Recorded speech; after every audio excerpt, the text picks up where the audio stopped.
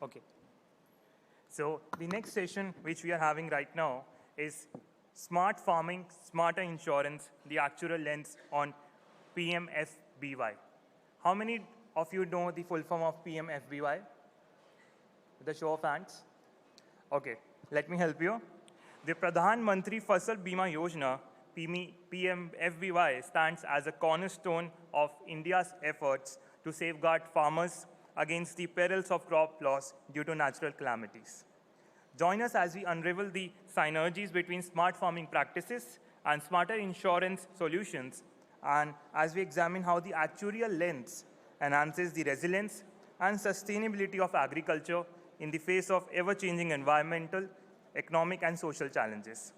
Please help me welcome our session chair, Mr. A.V. Karthikeyan, appointed actuary, Reliance General Insurance, with a huge round of applause.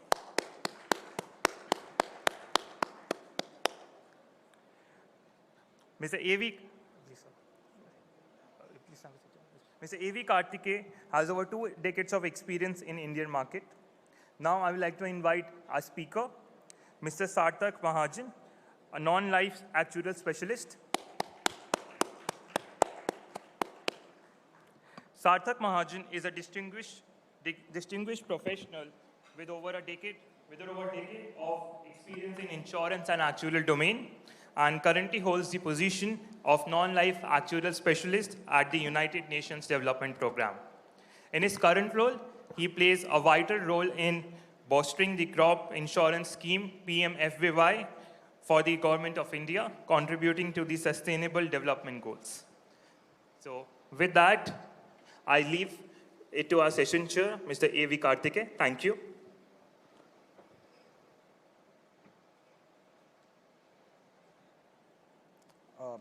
Good evening, ladies and gentlemen, and respectable colleagues. Okay, this being a session on smart farming and smarter insurance, I think we have to be a little topical here. Like last week, the Union government have announced Bharat Ratna awards for many eminent personalities. One of the key person who got the Bharat Ratna very recently is none other than, the agricultural scientist, late Mr. M.S. Swaminathan, the man behind the Green Revolution of India. I would like to remember him through one of his words, which he said, that technology can only advance yield and productivity at a farm level, but only public policy can actually advance the income of the farmer. Now in our context, if you see, in general insurance play field wise, if you actually see, crop insurance is one of the key areas where we play with the government policies. The implementation of crop insurance has been very successful, like from 2016. Of course, it's a public policy and a public implementation using taxpayers' money. And therefore, there is always two sides to it. But if you actually look at the scheme itself, it has been through a lot of change over the years, taking a lot of feedback from public side. For example, it was originally introduced as a compulsory cover for all the farmers, but last 3 years back or something, it has changed to voluntary mode. And similarly, it was originally an annual cover. It is moved to a 3-year cover right now. Now that's how these schemes are going to behave. But one of these, apart from the scheme changes themselves, if you actually look into, the technology used has been like going through massive changes. For example, like the satellite data. For many years ago, I think we would not have even thought about using satellite data. But today, satellite data is extensively used by many companies for yield estimation and for, sometimes in smart sampling, the government themselves is actually recommending that. Similarly, the previous speaker talked about, El Nino and the Indian Ocean dipole. Now, these things are actually quite commonly used in our underwriting departments. Like we track quite commonly looking at the El Nino effect, which is going to have on the coming season, and which clusters of geography we should be writing, because we know some El Ninos, based on our own projections, would be impacting certain parts of the country more than the others. So these are some of the things which this scheme has played a big role. Coming to today's presentation in this context, Mr. Sarchit Mahajan has already introduced. He works for the UNDP. And the presentation today is more unique in the sense it's not going to talk about pricing and reserving in detail, but about these technological changes and the scheme changes which is coming across. So with that kind of introduction, I would like to invite Mr. Sarchit to carry on with his presentation. Thank you.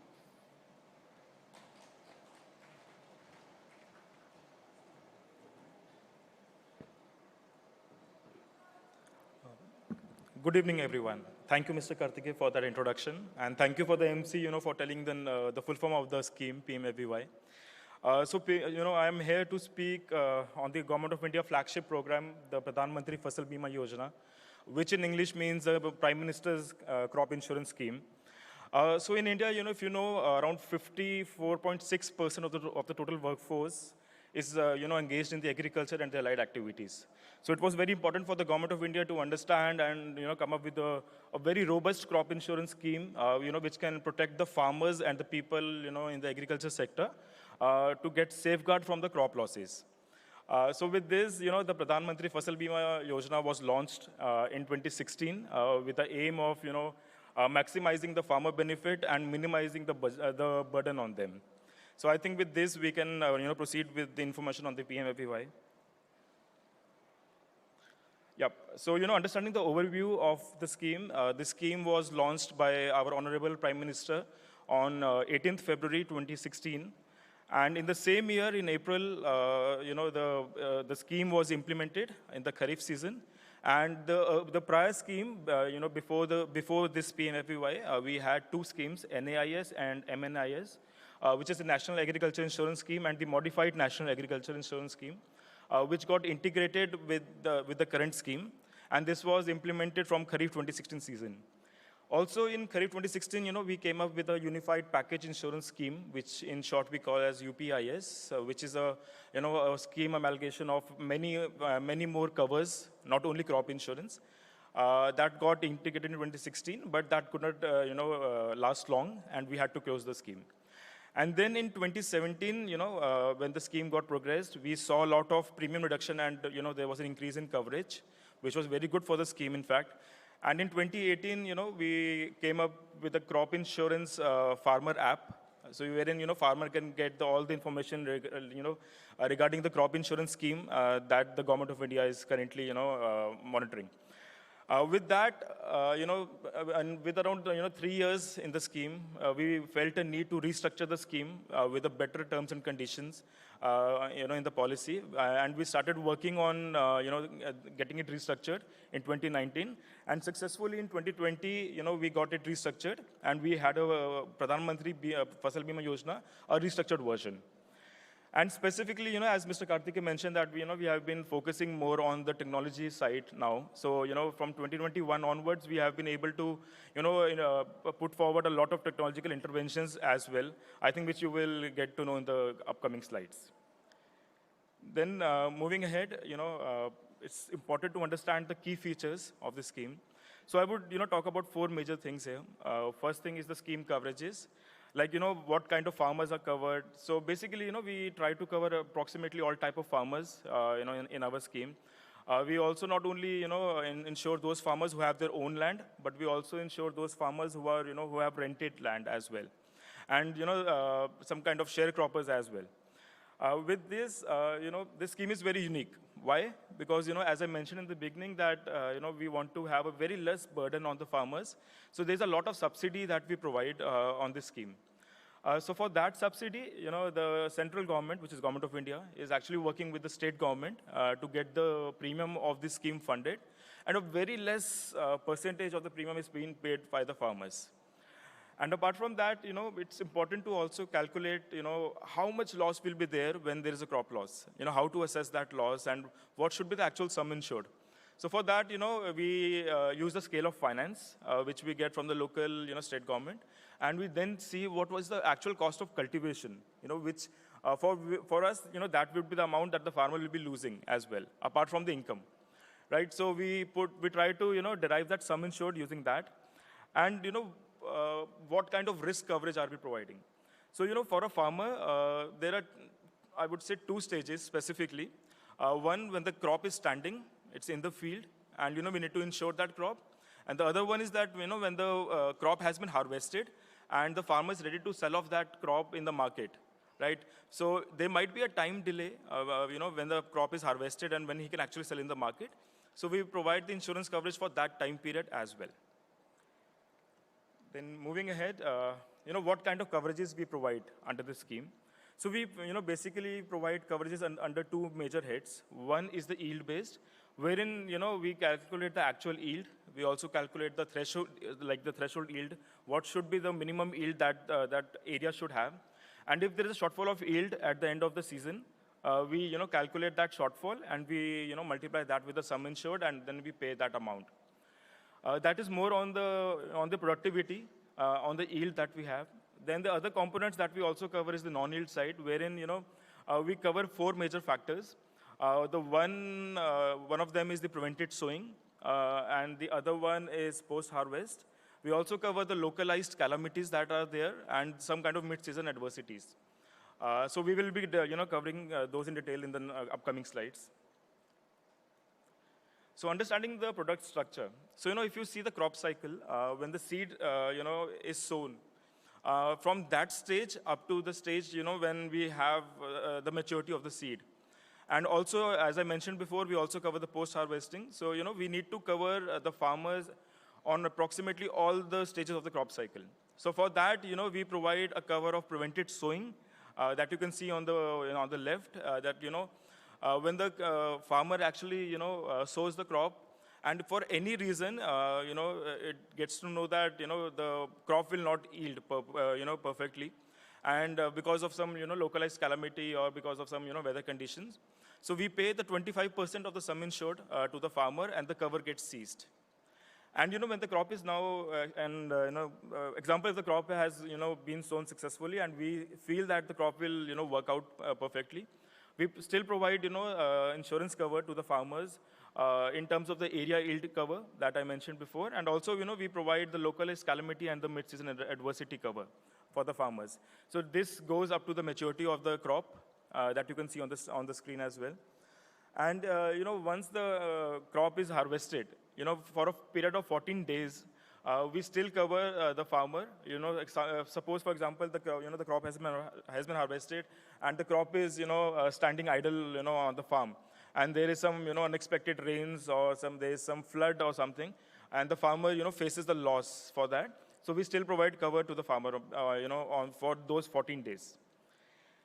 Then coming ahead, it's important to understand the actual aspects of the pricing of the scheme. What do we do on the pricing side specifically? So I will not take much time onto this, and I will cover it up quickly because, as Mr. Karthikeyan mentioned, my focus is more on the technological side that we are covering. What does an actuary do here? So you would see a very less number of actuaries involved in the crop insurance scheme in India. The major role that an actuary plays is, obviously the risk assessment. They need to understand the crop better, how the crop behaves over the season, and how we can assess the risk better.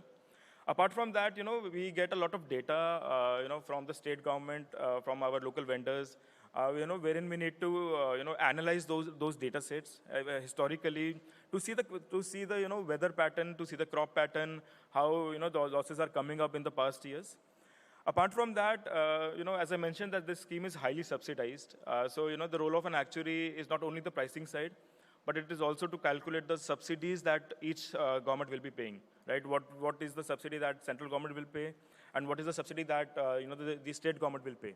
Because there is a predetermined formula for that, predetermined structure for that, and there have been a lot of terms and conditions based on that as well.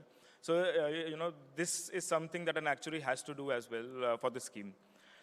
Also, since we are working for the farmers and we are working, for the poorest section of the society, so we need to have a premium rate stability, right? We need to come up with premium rates that are more sustainable, in the long term. So the role of actuary is also, to develop the pricing methodology in the sense that premiums are more sustainable. So coming ahead, what kind of pricing methods do we employ? So we basically have two major areas. One is the yield-based, and the other is non-yield-based. So for the yield-based, we are using the bundling cost approach. We have been using the experience of the past, say 10 years or 15 years as as per the data availability. And we, calculate the burning cost based on that. I will not go into the detail of, how we do that, because I think that is very much common for all the actuaries, here. I think I'm in the right audience for that. And, for the non-yield losses specifically, we do the frequency severity analysis, where we see the, the average frequency and the average severity for all the 4 parameters that we have on the non-yield side. So it's now time to, see some kind of quick statistics for the scheme. So, talking about the scale of implementation, so as we mentioned that we started in 2016, so we are in the 16th crop season this year, and, the Rabi 23-24 will be the 16th season for us. And, we have been successfully covered this scheme in 27 states till now, in 1 or more seasons. And, we have been able to insure more than 55 crore farmers' applications. And apart from that, the total sum insured goes, people not from India, so I can tell you these all amounts are in INR. We have been able to provide a sum insured of more than 15.8 lakh crores. And with this, we have been able to settle more than 1.56 lakh crores of the claims. And in total, we have 18 insurance companies who are impaneled under our scheme, out of which 5 are PSUs, which are the government of India, companies. And then we have 13 private players as well onto this. And we have a big distribution of 170,000 bank branches and 77,000 other distribution points like CSCs, from wherein all the operational activities of the scheme is being administered. So coming ahead, the growth of crop insurance under this scheme. So, the very first highlight for this scheme is that, we are the 3rd largest line of business in the general insurance industry in terms of the non-life premiums. And, we are after motor and health. And, the growth, if I terms in talks of percentages, we have been able to achieve double growth almost, as compared to the previous schemes that we had prior to 2016. So it's a tremendous growth that we see, and I'm very happy to share, like to share that we have been able to achieve maximum farmer benefit, so which is the motto of Government of India. So coming ahead, on the diversification, what all we cover. So we have been able to notify more than 100 plus crops, under the scheme. So 100 plus crops are insured under this scheme, and as of today, we have 22 states, which is implementing our scheme in their own states.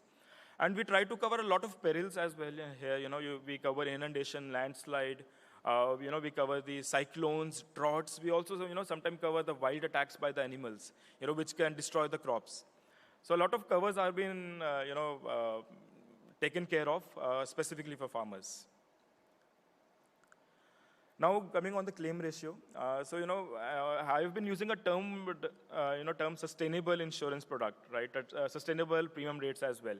So why we have been able to achieve that is because of the good claim ratio that we have. So on the left, on your left, you would see, the year-wise claim ratio that the scheme is, the scheme has.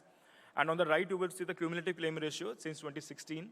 So you would see, we are almost, below 100%, I think, which is very favorable for insurance companies as well, to be on the scheme. Talking about the implementation partners, as I mentioned that, we have 22 states, who are implementing our scheme. And apart from that, the insurance companies that are right now implementing are 15 in number, which is a good number because, when you have a lot of companies, you have a lot of, I'm so sorry, yeah. So, I can repeat that. We have 22 states who are implementing this scheme. And we have 15 insurers right now who are implementing this scheme as well. With great number of, in fact, maximum number of insurers, we can have maximum competition as well. And, which will be beneficial for the farmers because, competition can sometimes lead to reduction in premium rates, which is good for the farmers as well. Then coming ahead, in India, there are 2 seasons specifically. One is the Kharif and other is the Rabi. Those are Hindi terms. Kharif basically means the summer season and Rabi basically means the winter season. So, if I talk in terms of the enrollment that we had, so we have been experiencing all-time high enrollment for Kharif 2023, which is the summer season of 2023. We have been experiencing the highest enrollment. So you can see around 269 lakhs, farmers participation, which is great for the scheme. And there has been a 53% increase in the farmer enrollment, right, over 2021 and 2022. And we aim to go beyond this and ensure maximum farmers we can. Then coming ahead, so the previous slide was more on only the Kharif season, only the summer season. But if we talk for the complete year long, which includes the ongoing season of Rabi as well, we expect around 375 to 400 lakh farmer participation. The numbers are still not finalized because the enrollment is still on, and we might see an increase as well. But these are all the expectations that we have. And with this, if you see the non-loany percentage, as Mr. Karthikeyan mentioned, that the scheme was earlier, compulsory for the farmers. So in India, the government of India provides loans as well to the farmers.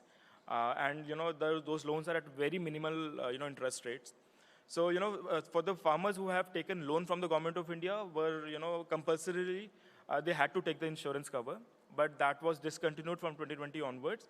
And even after discontinuation, because the scheme is performing very good, I think you can see that the non-loany percentage have also increased, in the past. And we expect a higher number of non-loany farmers as well in the scheme this year, which is a great thing for the scheme. Talking in terms of the area insured for the last 5 years, so, this is very much complementary to the farmer enrollment that you would have seen in the last slide. Because, as the farmer enrollment increases, the area, insured also increases. And with this, we are expecting the all-time high acreage this time. And specifically, if we talk about the reasons behind why, there have been increase in the farmer enrollment, is because, a lot of state government in India, have gone for the universal, how would I explain you? By just paying ₹1, the farmer can enroll themselves, and the government will be paying the rest of the premium. So the burden on the farmer is only ₹1, which is very minimal. And with this, most of the farmers are getting enrolled in the scheme. Obviously, the burden for this goes on the state government and central government. But I think, since we are working for the farmers, our main motto is farmers. And even if we have to pay something extra, we have to pay high subsidy, we are happy to do that. Yep. So, we were talking about the area insured in the last slide. But unfortunately, not all the area, not all the crops that are grown in India are insured. So we currently stand at 32%, wherein, 32% of the crops that are grown in India are insured, which is very less. And, we aim to achieve this more. And, for the next year vision, we want to go this to up to 50%. That is a target that we are trying to achieve in the coming 2 years. Hopefully, we should be able to do it. Talking about the farmer profile. So, in India, we categorize farmers in 3 categories. One is small farmer, one is marginal farmer, and other is the other category that we have. For the marginal farmer, the definition stands that, a farmer who has a cultivation land of up to 1 hectare, which is 2.5 acres, that farmer will be considered as marginal farmer. A farmer with around 1 to 2 hectares of land will be considered as small farmer. So you can see, that we have been able to achieve a maximum of small farmers, which is a normal tendency in India, that, we have a majority of small farmers, and we have been able to achieve, the crop insurance program as per the demographics that we have. So which is again good for the scheme. Talking in terms of the gender equality, we have around 85% on an average male farmers and 15% female farmers. The idea and the approach is to, have more female farmers getting insured in the coming years. So the government of India will be working on some kind of schemes and, strategies to achieve that. Apart from that, talking in terms of the category-wise, we have been able to achieve, around 50% OBC farmers under our scheme, and around 36% is the general category, and the remaining are the other farmers on the SC and SC caste system. So, the idea is to uplift the farmers of all the sections of the society and, give them this insurance coverage so that they can be, safe from the crop losses. Talking in terms of reduction in premium rates.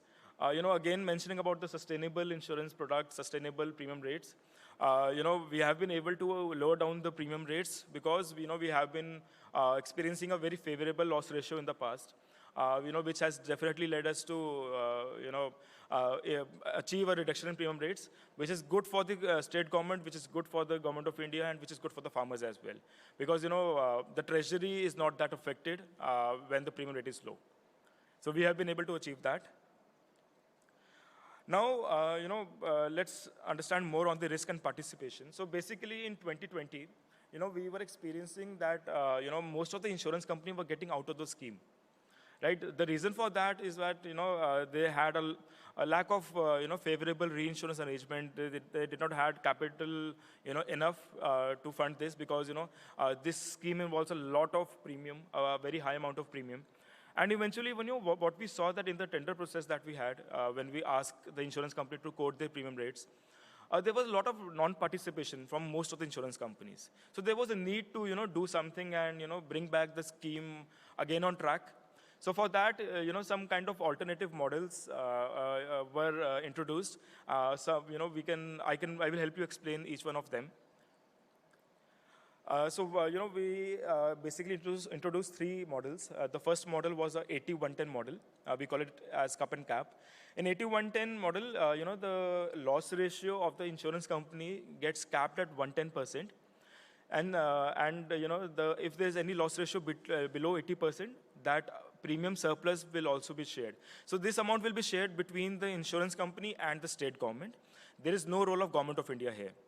And then, on the second model that we have is the cup and cap 60-130. It's worked similar to cup and cap 80-110, but obviously with changes in the loss ratios. And, any loss ratio above 130% will be borne by the central government and the state government in equal proportion. And similarly, any premium surplus with loss ratio less than 60% will be taken by central and state government. The government of India plays a role in 60-130, but government of India does not play a role in 80-110.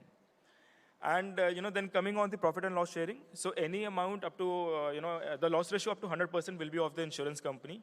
And beyond that, there is a fixed tabular form that we have, and, that will be shared in the proportion that is mentioned in that table. So I will not go into detail for that, but you can definitely have a read on the Government of India website for that. So covering up, in the interest of time, I will cover up things quickly. So we'll now talk about the additional farmer initiative that we are taking. So, for the farmer, not only crop, but the farmer might have, other needs as well. And for that, we need to empower farmers through insurance, right? And how we can do that is that, we can provide some more parametric products for the farmers. Apart from that, farmers also have some, livestock and poultry farming for which we can provide them insurance. Apart from that, their health insurance, their life insurance, their personal accident, their home insurance is also something that we are covering. Apart from that, we are also providing them coverages for their tractors, their motor, equipments as well. So understanding that in more detail, so, Government of India has recently, in fact, last week, our Honorable Agriculture Minister have, launched that platform as well. The platform name is called Sarthak. And, Sarthi basically means a friend in Hindi. So Government of India wants to act like a friend for the farmers. And, the role that Government of India is now playing is, they are acting as a supervisor. And, they're providing a platform for all the farmers and the insurance company. And they're providing a marketplace so that they can come on a same stage, same platform, and then they can, transact. So for that, the main features of that will be that, the ultimate aim is to provide affordable products for the farmers, apart from crop insurance. And that, we have planned out to put it out in phases because, it's very new for us as well. So we have planned 3 phases for that. And I will help you, understand what all products and what all phases do we have into that. So moving ahead, the very first 2 phases of the product are majorly the IRDAI standardized products that we have. And, we will be providing them with a personal accident, a hospice cash cover for them. Arogya Sanjeevani is more of the health insurance policy. So, you will see a lot of Hindi names, on the screen, but I can help you understand each one of them. Then we have the Bharat Sukshma Udyam Suraksha policy, which is nothing but, the insurance for their shops and their products as well. And we will also provide them with a Bharat Griha Raksha, which is the home insurance policy. So, these are the products that we, aim to achieve in the first 2 phases of the sandbox platform. Then coming ahead, in the phase 3, we will be focusing more on, the disaster risk finance, the catastrophe modeling that we have. We will be also focusing more on the parametric crop products, and we will be also focusing more on the motor products that we have, and for the tractors or any other equipments that, the farmers are using. Moving ahead, now the time comes that we will be talking more about the technological interventions, what all technological things that we are doing to make the scheme better, to make the schemes more favorable for the farmers, and to make the scheme more sustainable. So talking about that, we are currently working on 5 major technological interventions, and each one of them have their own significance, and we are almost on the pilot phases for all of them. So I can help you, understand each one of them one by one. Yeah, starting, the first one is the catastrophe modeling. I know it is a very common term for actuaries, across the globe, what CAT modeling is. I don't think I need to explain that. But, for the crop insurance scheme, we want to implement this catastrophe modeling, into our scheme. And for that, how this CAT modeling can actually help us is that, we can have a better risk assessment, right? Understanding the risk is the key role of an actuary, right? And for that, understanding the risk better can be done only when we do the CAT modeling, because the crops are definitely, attached to the weather patterns. How weather behaves, in the similar way the crop will behave.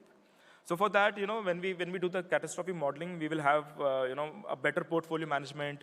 We can do some more kind of scenario analysis, on the crops. And, it will be, helpful for the reinsurance placement as well. So this is the ultimate goal that we have. Unfortunately, we have not been, working on the CAT modeling right now, but we plan to implement this in the coming year.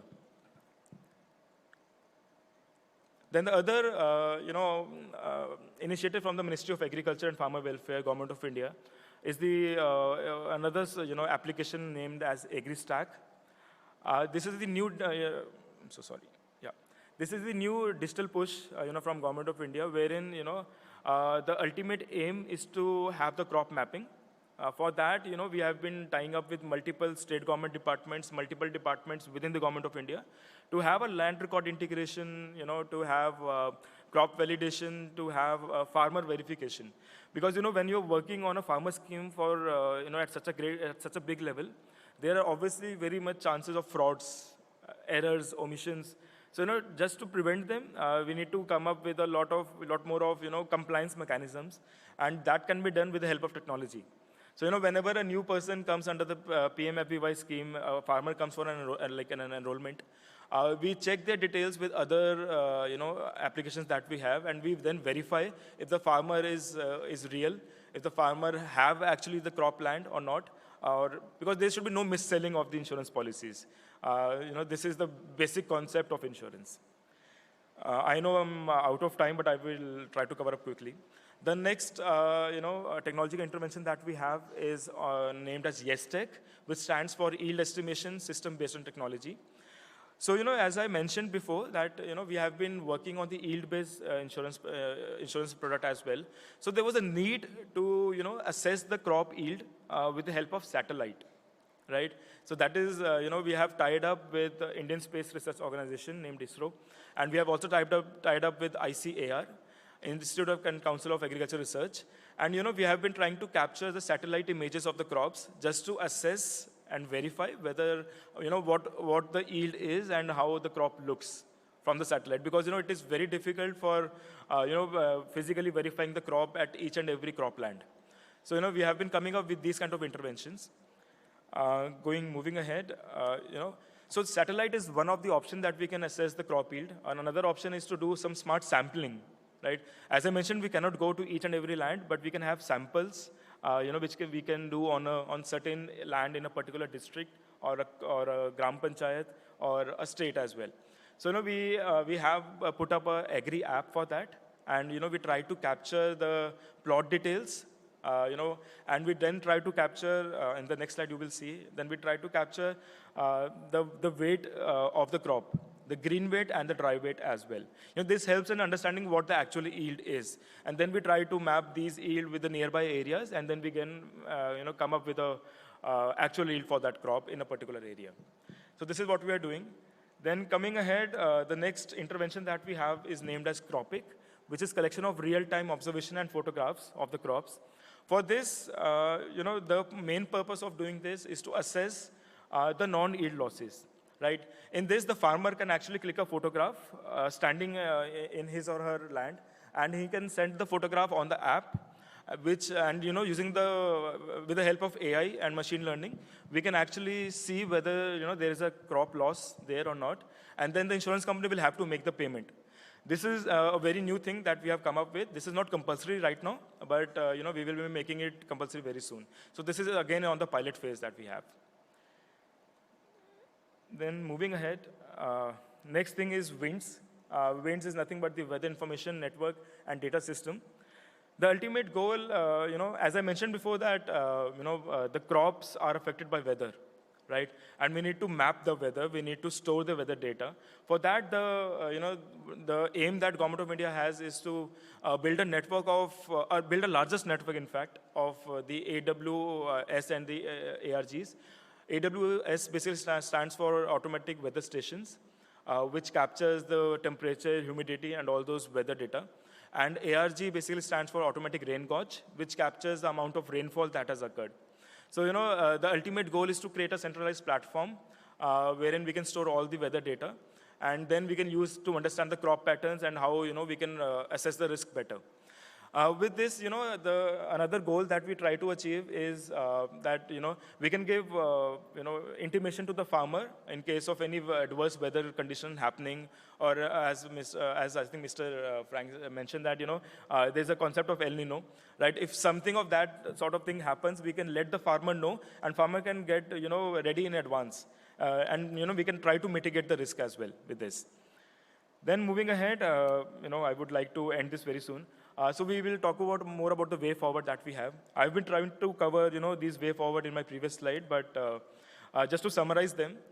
So, as I mentioned that, we stand at 32% gross cropped area in terms of insurance coverage. So we aim to achieve that and go till 50% at least by 2025. So, we are taking up measures of, doing more marketing of the scheme, making the scheme more better in terms of, the terms and conditions, so that, more farmers can get in and more area can be insured. Apart from that, all these WINDS, YesTech, Sandbox platform, which is nothing but the Sarthak platform that I mentioned before, and universal coverage is something that, we are trying to achieve for the next year. And apart from that, we have a crop insurance portal as well, wherein, we store all the data, all the actual yields, of all the districts, all the insurance unit, even a very small village level data we collect in the portal. So we aim to, enhance that crop insurance portal for us, and we want, to do the claims tracking, claims calculation, premium pricing, and everything on that portal itself. So that is something, we are looking forward for doing that this year, most probably. Apart from that, there's a need for some kind of training and capacity building for the farmers, for the stakeholders, for the insurance companies, and for the people who are working at the ground level. Because, there are a lot of things, so even if you go through the operation guidelines of the scheme, there are more than 200 pages that you need to go through. So it's a very big scheme because it includes a lot of things. So I think, having a proper training and, guidance to all the stakeholders is an important factor for the success of the scheme.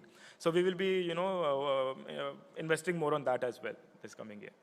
So I think with that, I would like to end this presentation. And I'm happy to hear any questions if you have. Yes, please.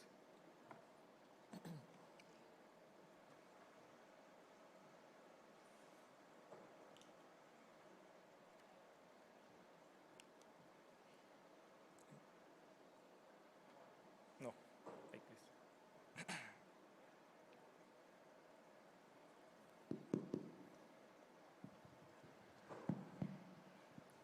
Hello. Yes. So you mentioned about coverage of loss of crops due to wild animals. Right. Now, many media reports suggest that there's a large loss of crops due to stray cattle. Is that covered by the agriculture insurance? That can be covered. So for the coverage of the wild animal attack, so these kind of coverages are notified by the state government, first thing. The Government of India does not play a role there. The Government of India role will be more on the subsidy side specifically. But to have a localized expertise on this. If the state government says that these kind of activities are much common in their state and they want to get it insured, then this will be insured. And there was another question. What is the difference between the Sarthi platform and the Bima Vahak platform that is launched by the IRDA? So Sarthi platform is more, so Bima, so I can tell more about Sarthi platform. So in Sarthi platform, in fact, it's Sarthi, not Sarthi. The Sarthi platform is more on, we would like to focus more on the parametric products. We are providing other IRDA products as well, which Bima Vahak is also providing. But the ultimate focus that we have is to provide more of the parametric crop insurance product. And, so for that, we have specifically designed this portal and platform. Okay, thank you so much. Thank you. One of the reasons for a crop insurance product is to transfer the risk from the farmer to the insurance company. Right.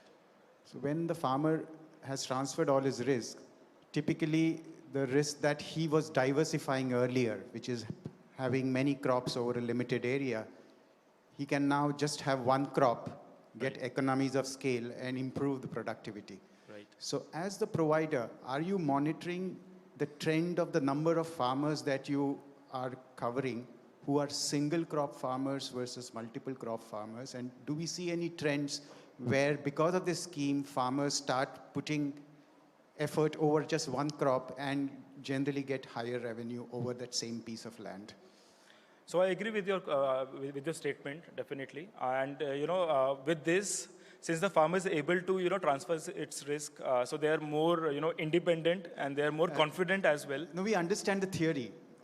As someone who's running the scheme at the government level, are you monitoring that parameter of the number of farmers who moved from multi-crop to single crop and then improving that parameters and taking it to say 80, 90% of the farmers are now single crop and hence higher productive? So unfortunately, we have not been able to track that right now, but we definitely, we're working on such product because right now the goal of, the government is to at least provide maximum coverage. And, rather than focusing on that, so they are, more towards, as I mentioned, that we are at 32% of the gross cropped area. So we want to first increase that. Once we are more, stable into that, we will be focusing more on the analytics of these things. You already have data. You know what is the crop that the farmer is insuring. So it's always easy to put the starting steps and just keep monitoring. Oh, I definitely agree. It's just an input. Yeah, definitely agree for that. In interest of time, we would request to take more questions offline. Thank you, everyone. Thank you.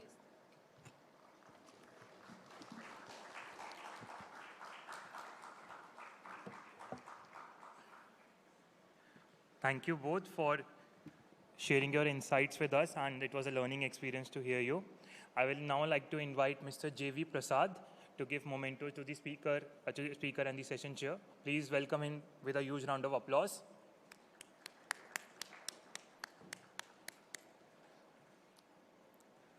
While the mementos are being given, few important announcements.